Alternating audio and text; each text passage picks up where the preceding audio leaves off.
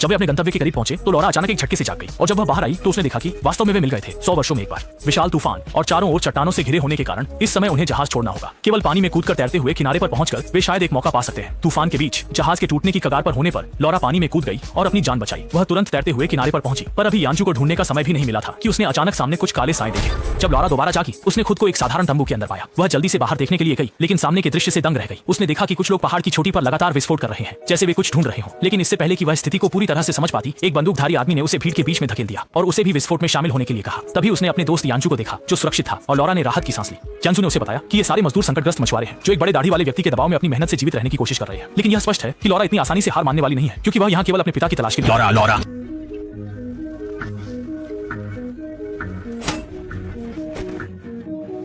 यांजू को अपनी जान जोखिम में डालते देख लॉरा तुरंत दूर की ओर दौड़ पड़ी।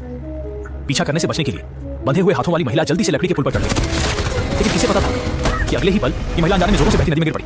लेकिन इससे वह दुश्मन की पीछा से बच गई। जब वह दोबारा जागी अचानक उसने देखा सामने एक परिचित काली परछाई है। जब तक वह स्थिति समझ पाती उस व्यक्ति ने सीधे रस्सी पकड़कर चट्टान पर चढ़ना शुरू कर दिया और लॉरा तुरंत उसके पीछे पीछे चली गई।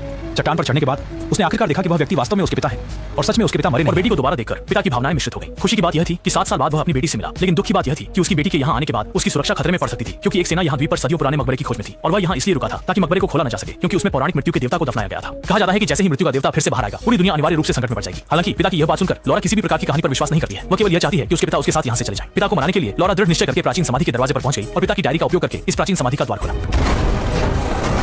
एक टूटने की आवाज के साथ प्राचीन मकबरा सफलतापूर्वक खोल दिया गया और एक समूह जल्दी से अंदर आ गया ताकि वे उस किंवदंती के मृत्यु देवता के ताबूत को खोल सके। पर 2 कदम भी नहीं चले थे कि लॉरा ने गलती से एक जाल पर पैर रख दिया। अचानक अगले ही पल इस तरह की स्थिति देखकर सभी लोग डर गए। वे समय बर्बाद करने की हिम्मत नहीं कर सके, तुरंत अंदर की ओर तेजी से बढ़ने लगे। जब वे प्राचीन मकबरे के अंत तक पहुंचे तब उन्हें आखिरकार उस किंवदंती वाला ताबूत मिल गया। नेता बड़े दाढ़ी वाले ने तुरंत अपने आदमियों को इसे खोलने का आदेश दिया, लेकिन अचानक अगले ही क्षण एक सैनिक का हाथ अचानक परिवर्तन करने लगा और इस समय लॉरा भी अंततः झिझक उठी। फिर समझ आया कि वन गो में कोई मौत का देवता नहीं है, बल्कि केवल एक वायरस से संक्रमित व्यक्ति है। सभी जो उसके संपर्क में आते हैं वे जल्दी से संक्रमित हो जाते हैं और मर जाते हैं, इसलिए उसे दुनिया द्वारा मौत का देवता कहा जाता है। ऐसी स्थिति को देखते हुए दाढ़ी वाला आदमी जल्दी से शव की एक उंगली काट कर ले गया ताकि वह वापस जाकर अच्छी तरह से अध्ययन कर सके और ऊंची कीमत में बेच सके। हालांकि लॉरा स्वाभाविक रूप से उसकी योजना को सफल नहीं होने देगी। उसने और उसके पिता ने जल्दी से कार्रवाई की और दाढ़ी वाले आदमी के कुछ सैनिकों को मार गिराया। लेकिन दुर्भाग्य से लड़ाई के दौरान पिता वायरस से संक्रमित हो गए। उन्होंने बेटी को जल्दी से दाढ़ी वाले आदमी को खत्म करने के लिए कहा, जबकि वे खुद को बलिदान प्राचीन मकबरे को। इस समय लॉरा का दिल बहुत दुखी था, क्योंकि उसने अभी अपने पिता को पाया था और अब उसे उन्हें फिर से खोना था। पर जब उसने देखा कि उसके पिता का मन दृढ़ है तो लॉरा को उठना पड़ा और वह आखिरकार बाहर जाने वाले बड़े दाढ़ी वाले व्यक्ति को पकड़ पाई। लेकिन धक्का मुक्की के बीच पिता ने जल्दी से अपने शरीर पर बंधे बम को फोड़ दिया। देखते ही देखते जबकि प्राचीन मकबरा नष्ट होने वाला था, संकट के समय लॉरा ने एक जोड़ लगाया।